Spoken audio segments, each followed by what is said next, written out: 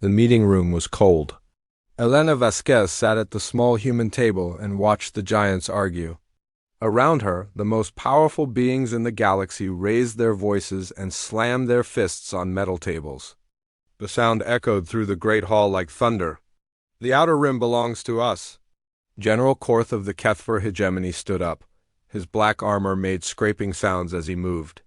Red eyes glowed behind his helmet. "We took those worlds with blood and steel. They are ours by right of conquest." Ambassador Zelenara of the Zephyrian Confederacy laughed.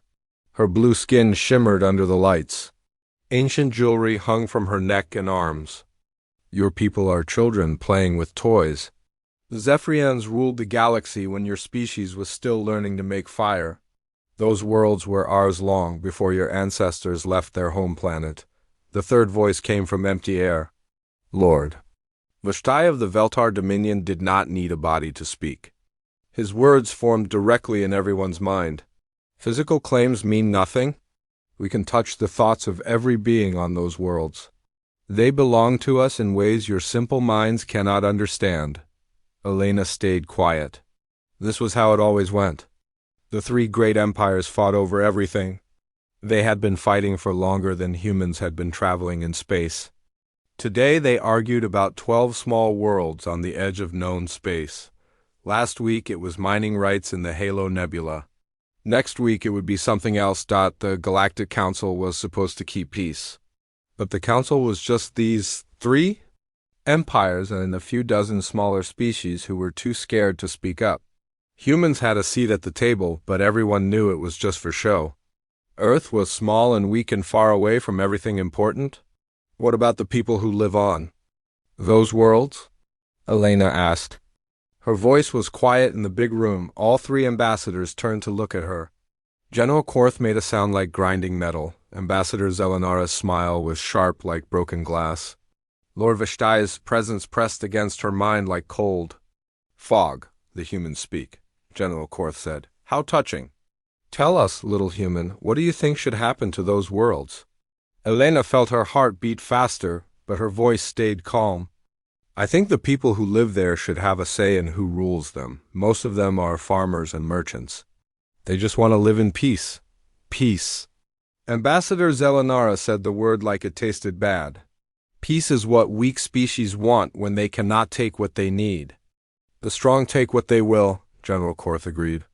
"The weak suffer what they must. This is the way of the galaxy." Lord Vashtai's mental voice was like ice. "The inferior species exist to serve their betters. This is natural law." Elena nodded slowly. She had heard these words many times before. The three empires always said the same things. Might makes right. The strong rule the weak. "There is no justice, only power. I understand," she said. "But what happens when this war gets bigger? Those 12 worlds are just the beginning. You all want the same territory.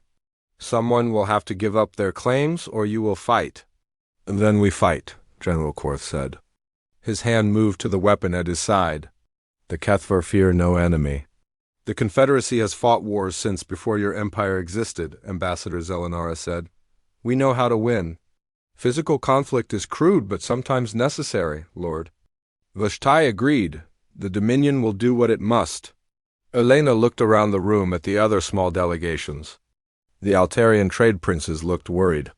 The crystal beings from Sigma Draconis said nothing, but their light patterns showed fear. The plant people from the forest worlds swayed like trees in a strong wind. Everyone knew what a war between the three empires would mean.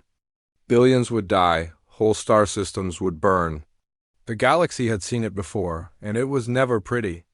"Perhaps we could find another solution," Elena said. "The human colonies have worked with refugee populations before. We could help relocate people who don't want to live under empire rule." General Korth laughed. The sound was like metal breaking. "Generous, but those worlds have resources we need. We care nothing for the sheep who graze there." "The infrastructure is what matters," Ambassador Zelenara added.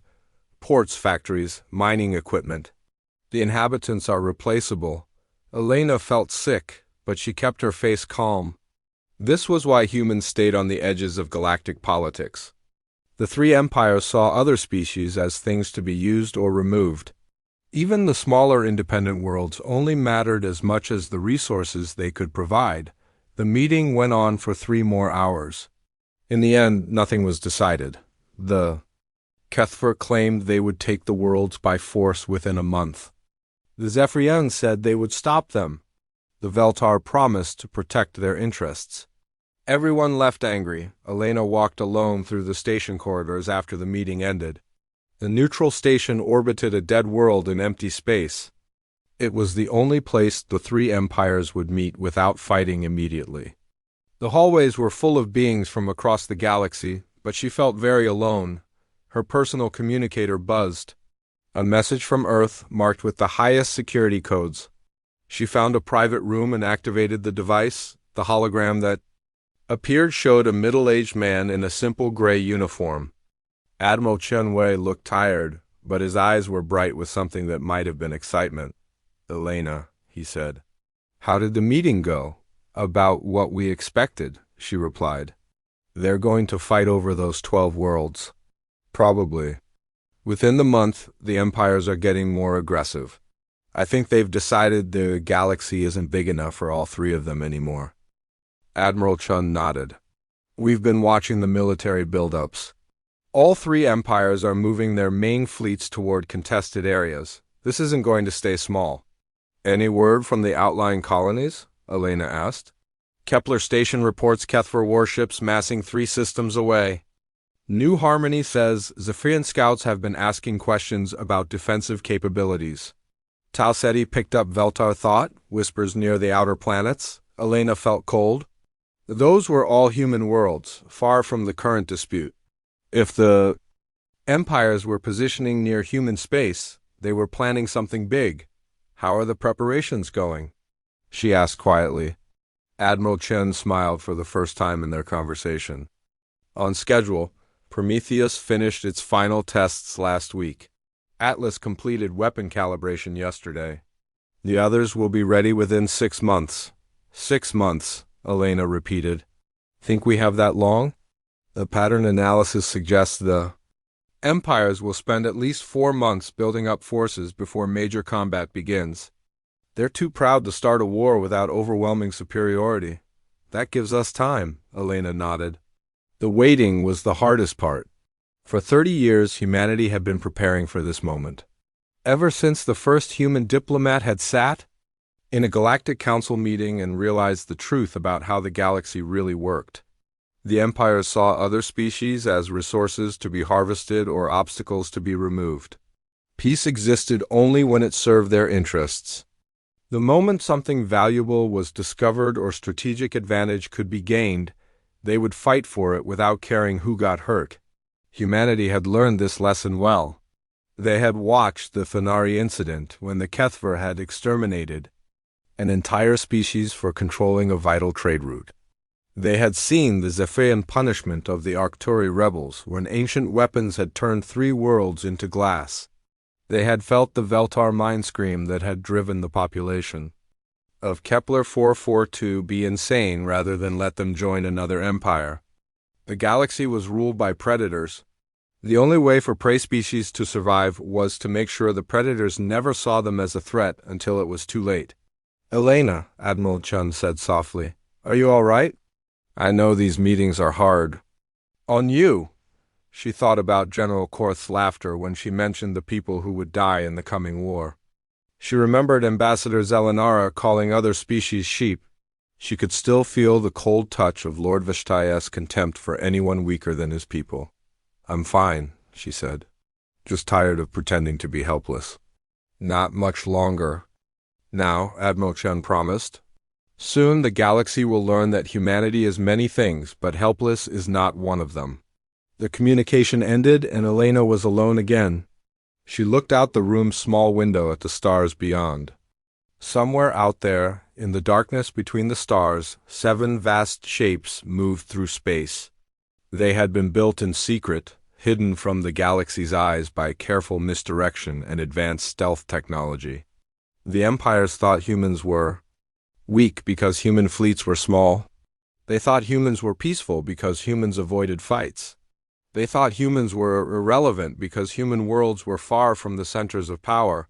They were wrong about all of it. Elena smiled. As she watched the stars, the empires would have their war. They would tear each other apart, fighting over scraps while missing the real prize. And when the smoke cleared and the dying was done, they would learn what humanity had been building in the dark spaces between the worlds. The quiet species was about to stop being quiet. But for now, Elena had to return to her quarters and prepare for tomorrow's session. There would be more arguing, more threats, more casual discussion of genocide and slavery. She would sit quietly at the human table and let the empires believe they were the masters of the galaxy. The greatest predators in the galaxy were about to discover they had been sharing their hunting ground with something much more dangerous than they had ever imagined. But they would not learn that lesson until humanity was ready to teach it to them. And that day was coming soon. Admiral Chen Wei stood in the command center deep inside Ceres Station. Around him, hundreds of screens showed data from across the galaxy. Ship movements, resource transfers, communication intercepts.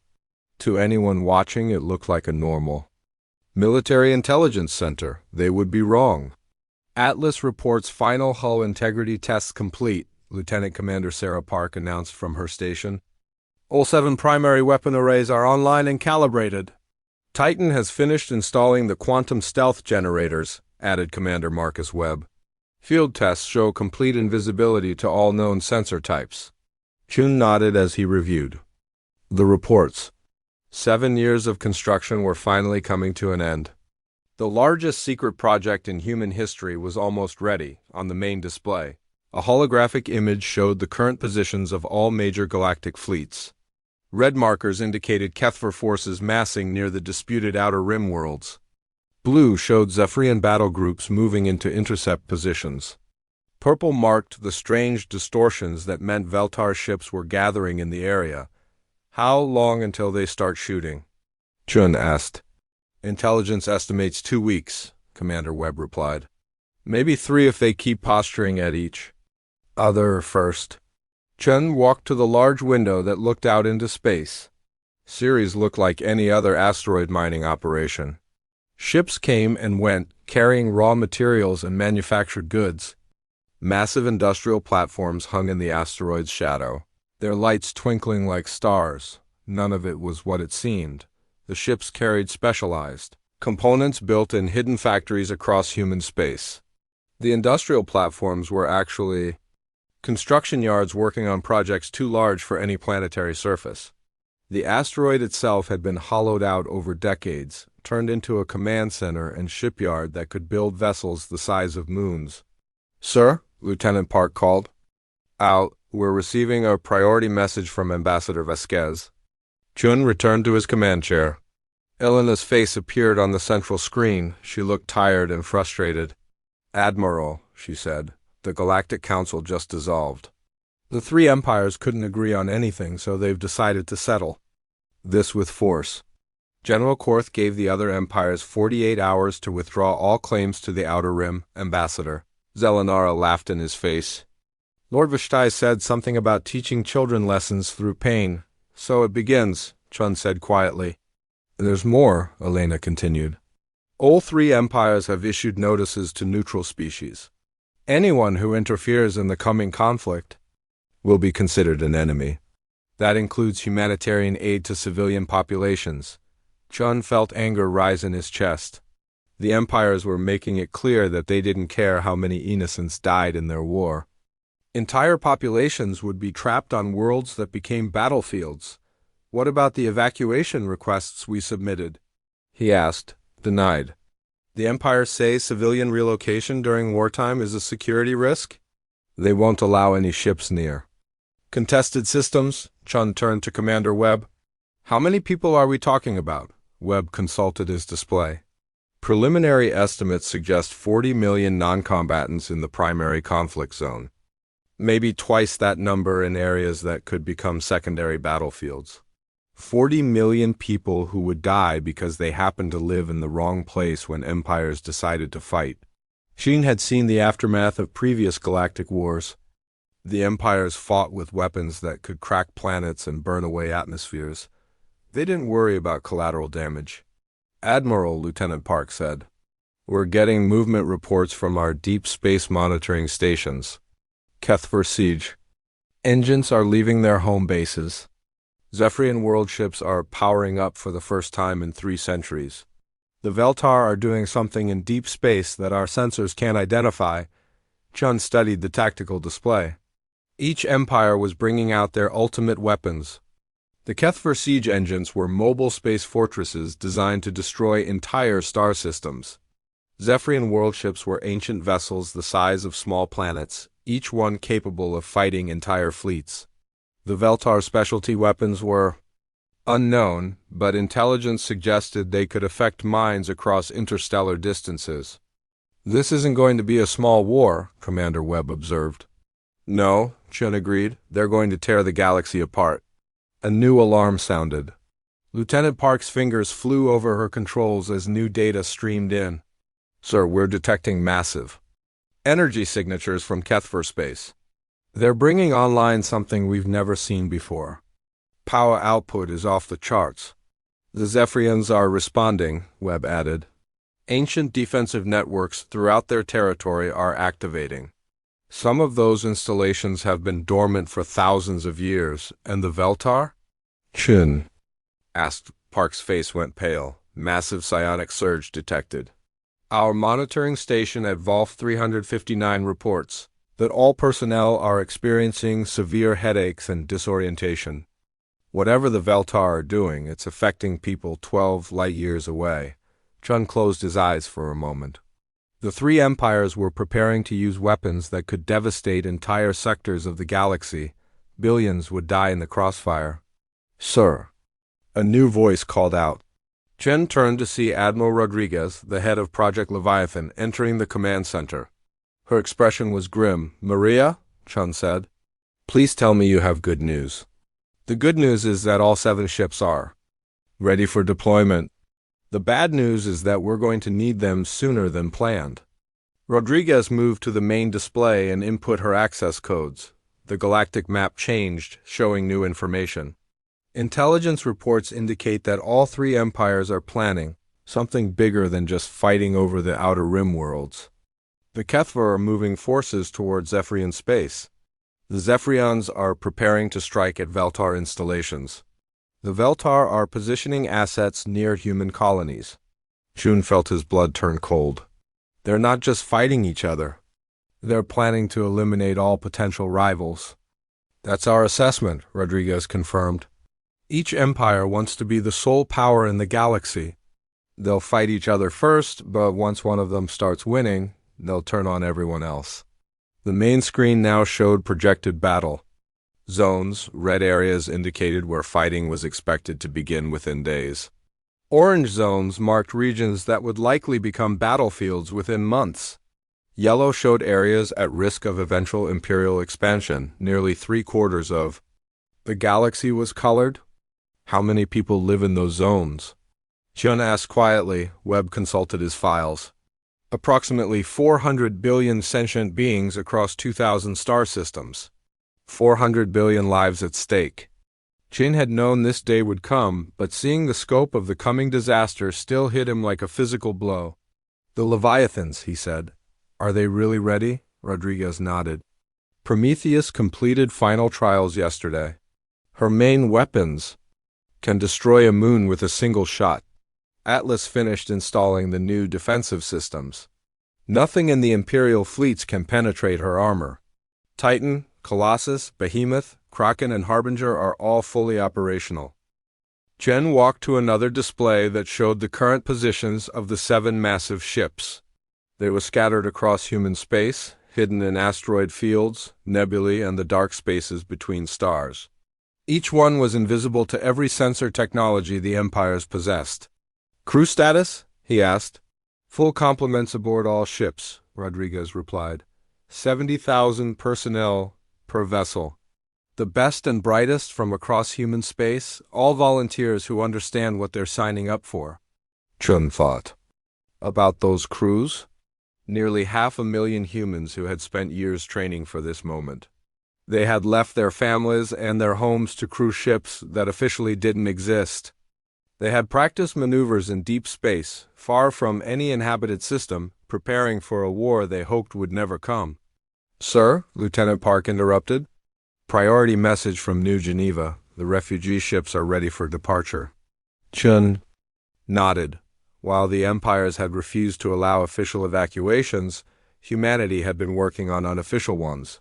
Thousands of small ships disguised as merchant vessels had been positioned throughout the conflict zones. When the fighting started, they would begin evacuating as many civilians as possible. "How many can we save?" he asked. Commander Webb consulted his data. "Current capacity is approximately 12 million people. We have ships standing by in 300 systems. 12 million out of 400 billion. It wasn't enough, but it was better than nothing." "Admiral," Elena's voice came from the communication system. "I'm receiving reports from our embassy staff throughout the galaxy. Imperial fleets are moving into final positions. The Kethver ambassador just informed all neutral species that they have 6 hours to clear the conflict zone." 6 hours, Chun repeated. "Maria, can we accelerate the timeline?" Rodriguez checked her tablet. "The Leviathans can begin moving to their positions immediately. Transit time to target zones will be approximately 18 hours. "Do it," Chun ordered. "Send the activation codes. It's time for humanity to stop hiding." Rodriguez lifted her tablet and entered a complex sequence of commands. Across the galaxy, 7 massive shapes began to move. They had been waiting in the darkness for years, and now their time had come. "Sir," Webb said quietly, "once we do this, there's no going back. The galaxy will know what we've been building." Chun looked around the command center at the faces of his staff. These people had spent their entire careers preparing for this moment. They knew the risks and the responsibilities that came with the power humanity had created. "The galaxy is about to burn," he said. 400 billion people are going to die unless someone stops these empires. We spent 30 years watching them commit genocide and slavery while pretending to be a small, peaceful species. We built these ships because someone has to be strong enough to tell the predators no." He turned to the main display, where the positions of Imperial fleets glowed like angry red stars. "Activate Operation Nightfall," he commanded. "Signal all Leviathans to proceed to Phase 1 positions, and send a message to our embassy staff throughout the galaxy. Tell them to begin emergency evacuations immediately." "Sir," Lieutenant Park said, "what about maintaining our cover?" "Once we start large-scale evacuations, the empires will know something is wrong," Chun smiled grimly. "In 18 hours, our cover won't matter anymore. Let them wonder what the quiet little humans are up to. They'll find out soon enough." As orders went out across human space, Chun stood at the window looking out at the stars. Somewhere out there, the 3 greatest military powers in galactic history were preparing to fight a war that would reshape the galaxy. They thought they were the apex predators, the ultimate evolved forms of intelligent life. They were about to learn that evolution had been continuing while they weren't paying attention, and humanity had evolved into something the galaxy had never seen before. The age of empires was ending. The empires just didn't know it yet. The first shot of the war came without warning. The Kethver siege engine Annihilator fired its main cannon at the Zephyrian outpost on Kepler 186F. The beam of energy crossed 3 billion kilometers in seconds and turned an entire continent into molten glass. Captain Sarah Chun watched the tactical display aboard the human freighter Peaceful Trader as the galaxy exploded into violence. Around her, 20 other crew members worked frantically to load refugee families into the ship's hidden cargo holds. "How many more?" she asked her first officer. 1,200 civilians still waiting at the spaceport, Lieutenant Torres replied. "Families with children get priority, just like the Admiral ordered." Sarah nodded and tried not to think about the thousands they couldn't save. The Peaceful Trader looked like an ordinary cargo ship, but she had been modified with expanded life support and hidden passenger compartments. She could carry 3,000 people if they packed tight. Outside the viewport, the sky of Rigel 7 lit up with explosions. Kethver fighters screamed overhead, chasing Zephyrian interceptors through the clouds. The civilians in the spaceport below looked up in terror as the war they had feared for decades finally arrived. "Ma'am," the communications officer called. "Out. We're getting emergency signals from across the system. The empires are fighting over every inhabited world." Sarah pulled up the tactical display. Red dots showed Kethver ships attacking Zephyrian positions. Blue dots marked Zephyrian forces striking back. Purple indicators meant Veltar vessels were moving in from the outer system, ready to attack whoever looked weakest. Time until local. "Space becomes too dangerous for evacuation?" she asked. "Maybe 6 hours," Torres estimated. "After that, any ship in this system is going to get shot at by somebody." Sarah made her decision. "Signal the spaceport. We take whoever we can get in. The next 2 hours, then we leave." Similar scenes played out across hundreds of star systems. Human ships disguised as merchants, researchers, and aid workers rushed to save as many civilians as possible before the fighting made evacuation impossible. At the same time, something else was happening in deep space. Admiral Chun watched from Ceres station as the Leviathans moved into position. On his main screen, 7 massive shapes glided through the darkness between stars. Each one was the size of a small planet, but they moved with impossible grace and silence. "Prometheus has reached the Kethver home system," Commander Webb reported. "She's holding position in the outer asteroid belt, fully cloaked." "Atlas is in position near Zephyr Prime," added Lieutenant Park. "Titan has arrived at the Veltar core worlds." Shun nodded as each report came in. The other 4 Leviathans were moving to secondary positions, ready to strike at military installations throughout Empire space. "Any sign that the Empires have detected our ships?" he asked. "Negative, sir," Webb replied. "Imperial sensors show no awareness of Leviathan presence. They're too busy fighting each other to notice anything else." That was exactly what Shun had hoped for. The 3 empires were so focused on destroying each other that they had no attention left for anything else happening in the galaxy. On another screen, reports streamed in from the developing war. The numbers were already staggering. The Kethver had deployed 15 siege engines and 800 smaller warships.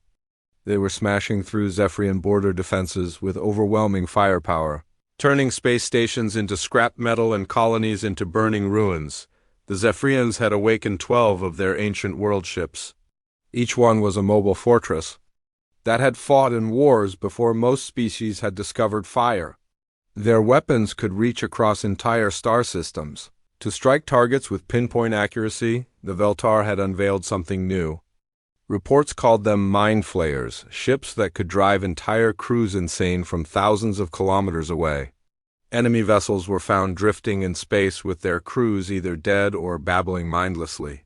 "Casualty estimates?" Chun asked quietly. "Lieutenant." Park consulted her data with a grim expression. 14 million dead in the first 4 hours. Mostly military personnel, but civilian casualties are climbing fast. Chun closed his eyes. 14 million people dead, and the war had barely started. At this rate, the empires would kill billions before they finished destroying each other. "Sir," Webb called out, "we're receiving reports from our evacuation fleet." Captain Cheen on the Peaceful Trader reports, "Successful extraction from Rigel 7. The New Horizon saved 2,000 people from the Arcturus colonies. The Star of Hope got 800 refugees out of the Vega system before Kethver forces arrived." "How many total?" Chun asked. "So far, our ships have evacuated approximately 300,000 civilians from active combat zones. 300,000 saved out of hundreds of millions at risk." It was better than nothing, but Chun knew it wasn't enough. The empires were moving too fast and hitting too many targets at once.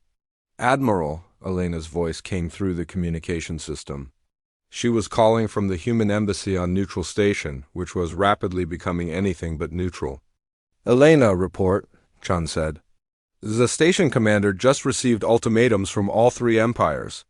The Kethver demand that neutral species join them or be considered enemies. The Zephyrians say anyone who doesn't actively support them will be treated as collaborators with their enemies." The Veltar are threatening to use their new mind weapons on any species that interferes with their operations. Chun felt his anger building. The empires weren't just fighting each other anymore. They were threatening every other species in the galaxy. What about the smaller civilizations? He asked. Terrified, Elena replied. The Altarian trade princes are hiding in their home system. The crystal beings from Sigma Draconis have gone completely silent. The forest people are asking if they can relocate their entire species to human space. Shun looked at the tactical display showing Imperial fleet movements. The three empires controlled roughly 60% of the galaxy's military power. With their advanced weapons and massive fleets, they could probably conquer or destroy every other species within a few years, unless someone stopped them. Elena, he said, how long until the empires start targeting neutral worlds? Intelligence. Estimates may be 2 weeks. Once they finish with the initial fighting, they'll move on to anyone they see as potential threats. 2 weeks, Chun made his decision. Signal all Leviathans, he ordered. Advance timeline to Phase 2. Begin final approach to target positions. Commander Webb looked up from his station. Sir, that's ahead of schedule. We haven't completed all. The refugee evacuations. We're out of time, Chun replied. If we wait much longer, there won't be anyone left to save. Rodriguez appeared on the main screen from her position aboard Prometheus. Behind her, the bridge of the massive ship buzzed with activity as thousands of crew members prepared for combat. Admiral, she said, all Leviathans report ready for engagement. Weapon systems are fully charged. Defensive fields are at maximum power, and stealth systems are prepared for deactivation on your command. Chun looked around the command center at his staff. These people had trained for years for this moment. They knew what humanity was about to unleash on the galaxy. Maria, he said. When we drop stealth and reveal the Leviathans, how long before the empires realize what they're facing? Rodriguez consulted her display. Estimated reaction time is 30 seconds to 2 minutes, depending on how quickly their sensors can process the data. Something the size of a planet appearing out of nowhere is going to cause some confusion. And how long before they start shooting at us? Unknown, sir. They might try to communicate first, or they might attack immediately. Imperial doctrine doesn't cover encounters with planet-sized warships. Chun nodded. In a few minutes, humanity would reveal the greatest secret in galactic history. 7 ships larger and more powerful than anything the galaxy had ever seen would appear simultaneously in the heart of Empire space. All stations, prepare for Operation Thunder, he announced. Signal our evacuation fleet to accelerate extraction operations. Any ship not clear of Imperial space in 6 hours will be on their own. Across the galaxy, the war continued to spread. The Kethver had broken through Zephyrian lines in 3 sectors and were advancing toward major population centers. The Zephyrians had responded by awakening more of their ancient weapons, devices so old that no one remembered exactly what they could do. The Veltar had begun using their mind weapons on civilian populations, driving entire cities insane to deny them to their enemies. In the Polaris system, a Kethver siege engine destroyed a space station with 50,000 people aboard. In the Veil Nebula, a Zephyrian world ship used gravity weapons to tear apart an asteroid mining colony. Near the galactic core, Veltar mind flayers reduced the crew of an exploration vessel to drooling madness. The butcher's bill was climbing by. The hour. Sir, Lieutenant Park announced, all Leviathans have reached final positions. Prometheus is 2 light minutes from the Kethver capital world. Atlas is in optimal firing position relative to Zephyria Prime. Titan has visual contact with the main Veltar fleet. Chun stood up from his command chair and walked to the main display. The galaxy map showed the positions of every major fleet and installation.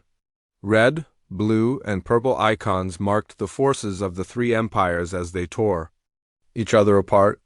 Small white dots showed the positions of humanity's 7 planet-sized warships, invisible to Imperial sensors but ready to change everything. Open a channel to all Leviathans, he ordered. 7 faces appeared on his screen. the captains of humanity's secret fleet looked back at him with expressions of determination and concern. They knew what was about to happen would change the galaxy forever. Ladies and gentlemen, Chun said, in 60 seconds we end the Age of Empires. The galaxy is about to learn that humanity is no longer the quiet species hiding in the corners of known space. Today we become the guardians of galactic peace. He paused and looked at each captain in turn. You have your orders. Drop stealth fields simultaneously, broadcast our message to the galaxy, and prepare to enforce the peace. Good luck, and remember why we built these ships. Countdown initiated, Rodriguez announced from Prometheus. Stealth field deactivation. In 60 seconds. Chun returned to his chair and watched the galaxy map. In 1 minute, 7 ships the size of planets would appear out of nowhere in the most heavily defended systems in the galaxy. The empires would realize that while they had been fighting each other, humanity had been preparing for this moment. 30 seconds, Rodriguez called out around the galaxy. Imperial fleets continued their battles, unaware that they were about to become obsolete. 10 seconds, Rodriguez announced. 5, 4, 3, 2, 1, mark. On Qian's display, 7. New icons appeared in the heart of Empire space. They were larger than anything else on the map, massive beyond the scale of normal starships. The galaxy was about to discover that the prey had become the predator. General Korth was studying battle reports when his command ship's alarms started screaming. The bridge of the Kethver flagship Iron Fist shook as every sensor array activated at once. Emergency lights bathed everything in red. Report? Korth barked at his sensor officer. Sir, massive contact bearing 270. Range approximately 2 light minutes. It's enormous. Korth looked at the main display. Where empty space had been moments before, something impossible now appeared. The sensor readings made no sense. The object was roughly spherical, almost 4,000 kilometers in diameter. It was larger than most moons. Sensor malfunction, Korth decided. Run full diagnostics. Sir, sensors are operating normally. The object is real. And sir, it's moving toward us. Korth felt ice in his veins. Nothing that size could move under its own power. It had to be a space station or asteroid, but the readings showed active propulsion systems and what looked like weapon emplacements. Sir, the communications officer called out, we're receiving a transmission from the object, audio and visual. Put it on screen, Korth ordered. A human face appeared on the display. She was a middle-aged woman in a simple gray uniform. Korth recognized the style from diplomatic meetings. This was a human military officer. I am Admiral Rodriguez of the Earth vessel Prometheus, the woman said. You will immediately cease all military operations against civilian targets and withdraw your forces to defensive positions around your home worlds. Korth stared at the screen in disbelief. A human was giving orders to the most powerful military force in the galaxy. It was absurd. Human, he said. You have made a mistake. This is General Korth of the Kethver hegemony. You will explain what that thing is and how you built it. This vessel is one of 7 humanity has constructed over the past 30 years. Rodriguez replied calmly. We have watched your species commit genocide and slavery while hiding behind claims of superior evolution. That ends today. 7? Korth looked at his tactical officer. Are there more of these things? Sir, we're detecting similar objects appearing throughout the galaxy. 1 near Zephyria Prime, 1 in Veltar space, and 4 others in secondary positions. Korth felt the universe shift around him. 7 planet-sized ships. Humanity had built 7 planet-sized ships in secret. The quiet species that everyone ignored had been preparing for war on a scale beyond imagination. Human, he said slowly, what do you want? An end to imperial expansion. An end to the slaughter of civilian populations. An end to slavery and genocide. You have 1 hour to comply with our demands, or we will enforce them. The transmission ended, leaving Korth staring at empty space. Around him, his bridge crew looked terrified. They had spent their entire careers believing that the Kethver were the ultimate military power. Now they faced something that made their greatest weapons look like toys. Similar scenes played out across the galaxy on Zephyria Prime. Ambassador Zelenara stood in the Crystal Council chamber as alarms echoed through the ancient halls. The Zephyrian leadership had gathered for an emergency session as reports flooded in from across their territory. The humans have revealed 7 massive vessels, High Counselor Velenoris announced. Our long-range sensors confirm objects of planetary scale in 7 different star systems. Zelenara felt her composure crack.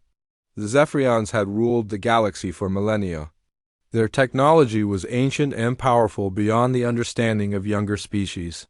Yet somehow the humans had built something that dwarfed even the greatest. Zephyrian world ships. How is this possible? She asked. Our intelligence networks monitor all major construction projects. Nothing this large could be built without our knowledge. Apparently it could, Velenoris replied grimly. We have underestimated the humans completely. In Veltar space, the reaction was different. The Veltar Dominion existed partially outside. Normal space-time, their consciousness spread across multiple dimensions. When the human ships appeared, every Veltar mind felt the shock simultaneously. Lord Vashtai materialized his physical form aboard the primary mind flayer. Around him, other Veltar nobles appeared as shimmering energy patterns. The human revelation had forced them to manifest in normal space for the first time in centuries. The humans have hidden their true nature from us, Vashtai admitted. Our mental probes found nothing because there was nothing to find in their conscious thoughts. This project existed in deep levels of their minds that we never examined. How deep? Asked another Veltar lord. Deeper than we knew was possible. They have been planning this for decades while showing us only peaceful intentions at the surface level. Back on Ceres Station, Admiral Chun watched as reports poured in from across the galaxy. The appearance of the Leviathans had stopped the war as abruptly as switching off a light. Imperial fleets that had been locked in deadly combat suddenly found themselves facing an entirely new threat. Responses from the Empires? Chun asked. Mixed, Commander Webb replied. The Kethver are demanding explanations. The Zephyrians are requesting immediate diplomatic contact. The Veltar have gone silent. And their military movements? Lieutenant Park consulted her displays. All 3 empires have stopped attacking each other. Imperial fleets are pulling back to defensive formations around major worlds. Chun nodded. The plan was working. Faced with an unknown threat of overwhelming scale, the empires had abandoned their war to focus on this new development. Sir, the communications officer announced. Ambassador Vasquez is requesting urgent contact from Neutral Station. Elena's face appeared on the main screen. Behind her, Chun could see the chaos of the station's command center as beings from dozens of species tried to process what was happening. Admiral, she said, the galaxy has gone insane. Every government is demanding answers. The smaller species are asking if this means they're safe from imperial conquest. The empires are threatening to unite against humanity if we don't explain. Ourselves, what's our official response? Chun asked. I've been telling everyone that Earth will make a full statement within 6 hours. But Alex, they want answers now. Some of the Imperial commanders are talking about attacking the Leviathans. Chun felt a moment of cold fear. If the empires decided to test humanity's resolve, things could escalate quickly. Tell them that any hostile action against human vessels will be met with immediate retaliation, he said. And Elena, make sure everyone understands that we're not interested in conquest. We just want the killing to stop. The transmission ended, and Chen turned his attention back to the tactical display. The 7 Leviathans held position near the most important Imperial worlds, their mere presence changing the balance of power in the galaxy. Admiral Rodriguez reporting, came a voice from Prometheus. The Kethver are requesting a demonstration of our capabilities. They don't believe our weapons are as powerful as we claim. Chun considered this. The empires needed to understand what they were dealing with, but he didn't want to start a shooting war. Select an uninhabited target in the HFY system, he ordered. Something impressive but harmless. Show them what the Prometheus can do. Minutes later, every sensor in the HFY home system focused on Prometheus as the massive ship aligned, itself with a dead moon orbiting the system's outer gas giant. The moon was roughly 500 kilometers in diameter, a lifeless chunk of rock and ice. Rodriguez activated the ship's primary weapon array. 6 massive energy cannons, each one larger than most space stations, powered up simultaneously.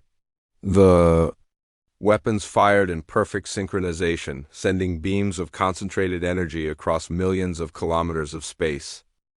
The moon simply vanished. One moment it was there, a solid object that had orbited the gas giant for billions of years. The next moment there was nothing but expanding plasma and debris. The silence on the HFY command frequency lasted for nearly a minute. Message received, General Korth finally transmitted. We acknowledge your superior firepower. Similar demonstrations followed in the other Imperial systems. Atlas destroyed an asteroid mining platform that had been abandoned during the war. Titan used gravity weapons to rearrange the orbit of a small asteroid, showing precise control. Rather than raw destruction, the message was clear. Humanity possessed weapons that could destroy anything the empires could build, and they had the skill to use those weapons with surgical precision. Sir, Webb reported, we're receiving formal communications from all 3 empires. They're requesting immediate diplomatic negotiations. What are they offering? Chun asked. The HFY propose a mutual non-aggression pact. The Zephyrians suggest a peace conference to establish new territorial boundaries. The Veltar are asking for a meeting to discuss the future of galactic civilization. Chun almost smiled. Hours ago, these same empires had been threatening to exterminate any species that didn't support their war. Now they wanted to negotiate. What about the smaller species? He asked Elena through the communication link. They're mostly hiding and waiting to see what happens next, she replied. But some of them are asking if they can join humanity for protection. Chun looked at the tactical display showing the positions of hundreds of fleets throughout the galaxy. The 3 empires still commanded massive military forces, but they were no longer moving to attack anyone. The mere presence of the Leviathans had imposed a peace through fear. Admiral, Rodriguez called from Prometheus. We're detecting movement in the outer HFY system. It looks like they're repositioning their siege engines into defensive formations around their home world. Are they preparing to attack? Chun asked. No, sir.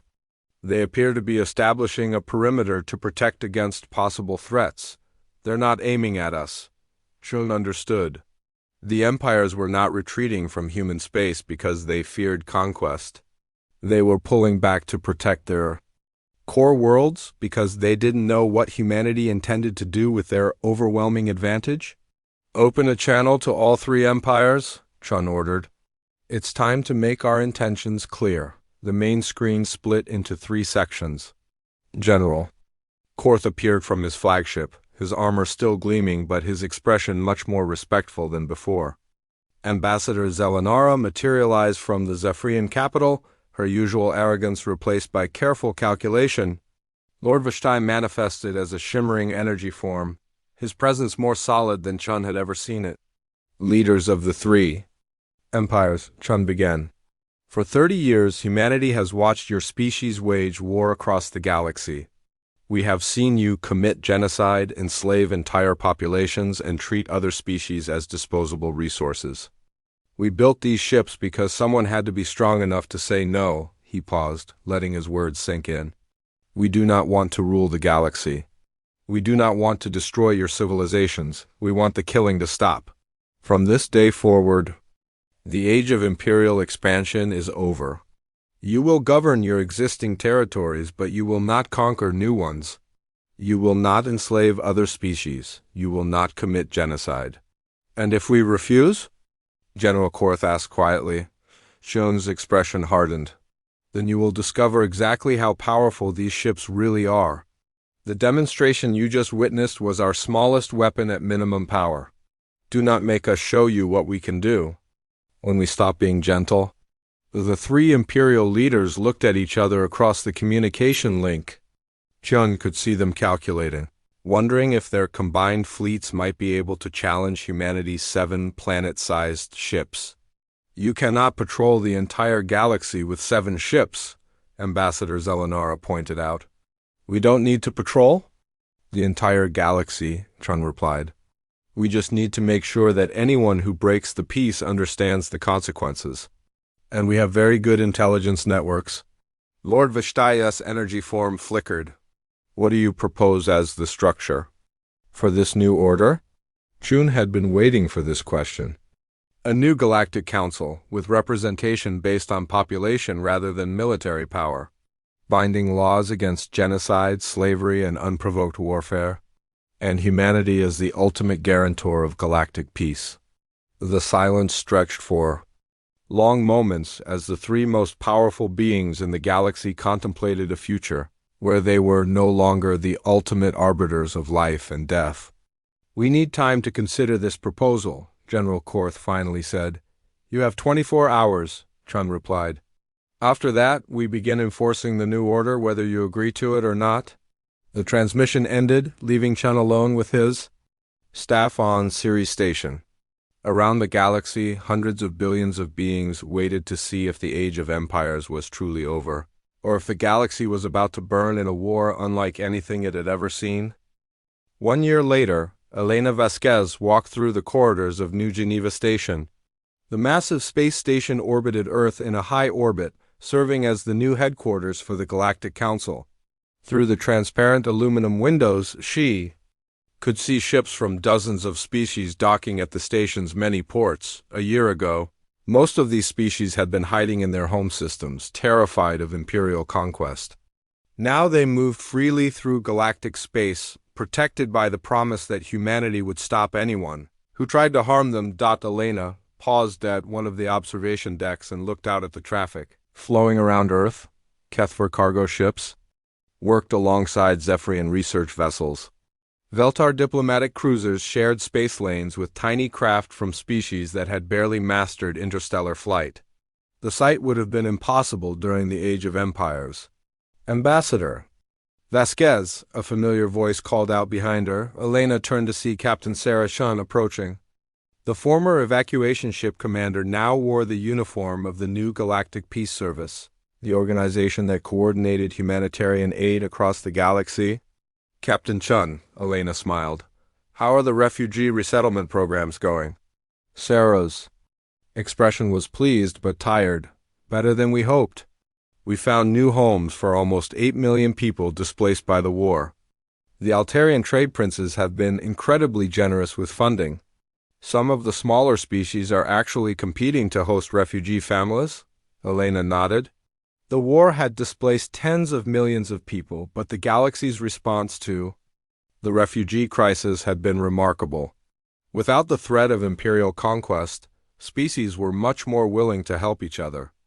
Any problems with the former empires? Elena asked. Some grumbling, but nothing serious. The Kethver military has been surprisingly helpful with transport logistics. General Korth actually volunteered his personal fleet to help move families from the contested zones. Elena found that amusing.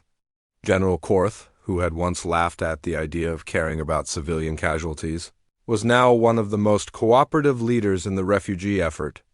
The presence of Prometheus in the Kethver home system had a wonderfully motivating effect on Imperial cooperation. They walked together toward the council chambers, passing groups of beings from across the galaxy. Elena recognized diplomats, trade representatives, scientists, and artists. The station had become a hub for more than just politics. It was where the galaxy came to share ideas and build relationships.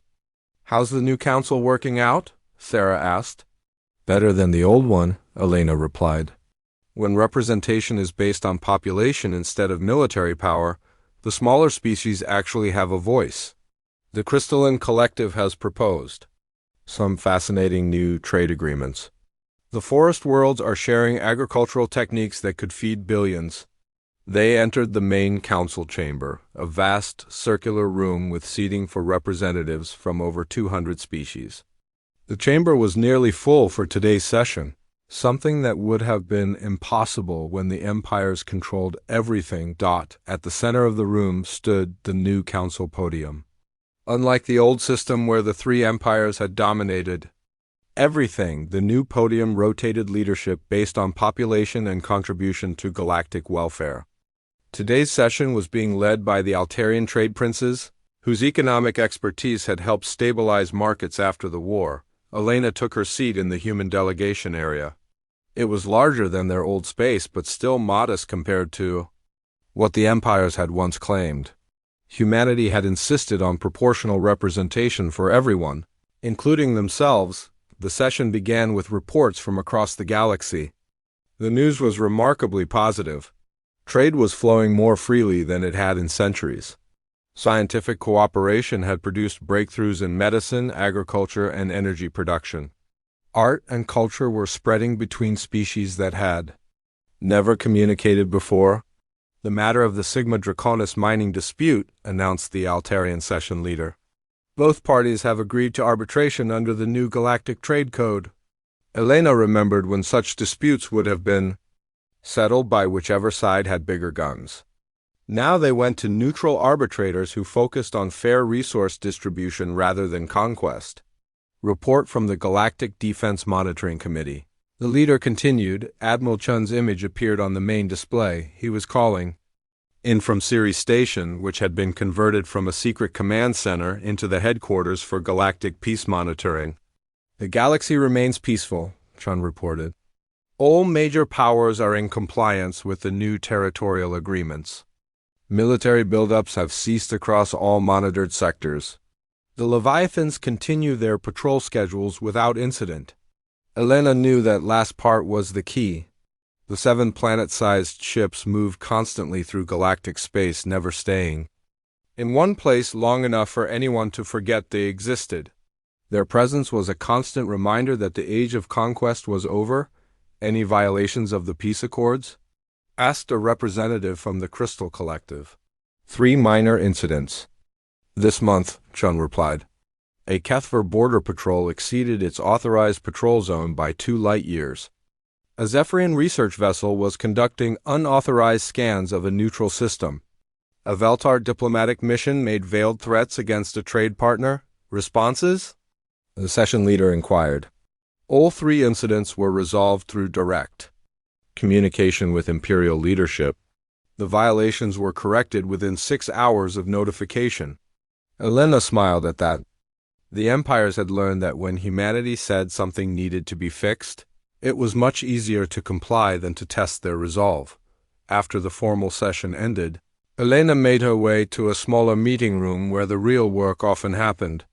Today's gathering included representatives from some of the galaxy's newest independent worlds, species that had been freed from Imperial control. Ambassador Vasquez, greeted Healer Krendel from the former Kethver slave worlds.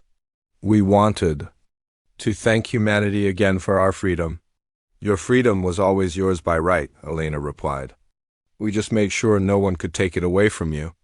The conversation turned to practical matters. The newly independent worlds needed help building governments, establishing trade relationships, and developing their own defense forces. The galaxy's older civilizations had been remarkably generous with assistance. The Zephyrians have offered to share their agricultural technology, reported Speaker Velanus from the Forest Moon colonies. They say it's payment for past wrongs. Elena was pleased but not entirely surprised. The former empires had been working hard to improve their reputations. When you could no longer rule through fear, you had to earn respect through cooperation. Later that evening, Elena stood in her private office looking out at the stars. Earth hung below the station like a blue marble, peaceful and beautiful. It was hard to believe that this small world had produced the force that reshaped galactic civilization. Her communication system chimed with an incoming message. General. Korth's face appeared on the screen, and Elena was struck by how much he had changed. The arrogance and cruelty were gone, replaced by something that might have been wisdom. Ambassador Vasquez, he said formally. I wanted to inform you that the Kethver hegemony has decided to abolish the practice of ritual combat for settling disputes. We will adopt the galactic arbitration system for all internal conflicts. Elena tried not to show her surprise. Ritual. Combat had been a cornerstone of Kethver culture for thousands of years. The fact that they were abandoning it showed how deeply the new order had affected their society. That's a significant change, General, she said carefully. May I ask, what prompted this decision? Korth's expression was thoughtful. We have observed that species which solve problems through cooperation are more prosperous than those which rely on violence. The Kethver have been warriors for so long that we forgot there might be better ways to live. After the communication ended, Elena reflected on how much had changed. The general who had once threatened to exterminate entire populations was now talking about cooperation and prosperity. She activated another communication link, this one connecting her to Admiral Chun on Siri Station. Admiral, she said when his face appeared, how are things really going? The public reports are all positive, but I want to know about the problems we're not hearing about. Chun's expression was cautiously optimistic. Better than we hoped, honestly. There's still some resistance from hardline Imperial factions, but it's mostly grumbling rather than active opposition. The bigger challenge is managing rapid social change. What do you mean? When you suddenly remove the threat of conquest and genocide, species start thinking about things they never dared consider before. The Veltar are experimenting with individual identity concepts. Some Kethver colonies are trying parliamentary democracy. The Zephyrians are sharing ancient knowledge they kept secret for millennia, Elena understood. The galaxy wasn't just experiencing political change. It was going through a fundamental cultural transformation. Any regrets? She asked quietly. Chun was silent for a moment before answering. Sometimes I wonder if we should have acted sooner. How many lives could we have saved if we had revealed the Leviathans decades ago? And how many more would have died if we hadn't been ready? Elena countered. The empires would have fought. US and the galaxy would have burned. We waited until we could guarantee victory. I know, Chun said. It's just hard not to think about the people we couldn't save. Elena felt the weight of those lost lives too. The war between the empires had killed millions before humanity intervened. The refugee camps still held families torn apart by imperial violence, but dwelling on past failures wouldn't help the people who were alive now. The galaxy is at peace. For the first time in recorded history, she said. Children on 1,000 worlds are growing up without fear of conquest. That has to count for something, Chun nodded. It does. And the Leviathans will make sure it stays that way. After ending the communication, Elena returned to the observation deck. The night side of Earth was passing below, dotted with lights, from cities where humans lived in peace. Around the station, ships from dozens of species continued their peaceful commerce. A small transport ship caught her attention as it approached one of the docking bays. The vessel bore the markings of the Thanari Memorial Foundation, an organization dedicated to preserving the memory of species that had been exterminated by imperial violence. The Foundation's work ensured that the galaxy would remember the cost of allowing empires to act without restraint. Elena thought about Ambassador Zelenara's words from that first council meeting a year ago. She had said that peace was what weak species wanted when they couldn't take what they needed. But Elena had learned something different. Peace was what strong species chose when they were confident enough to protect what mattered. Humanity had built 7 planet-sized warships not because they wanted to conquer the galaxy, but because they wanted to make sure no one else could conquer it either. The greatest victory wasn't defeating the empires in battle. It was proving that there was a better way to live than in constant fear of stronger neighbors. As Elena watched the ships moving peacefully through Earth's orbital space, she smiled. The quiet species had finally found their voice, and they had used it to tell the galaxy that the age of empires was over. In its place, they had built something better, an age of cooperation, where the strong protected the weak instead of preying upon them. The galaxy had learned humanity's greatest lesson. True strength wasn't the ability to destroy your enemies.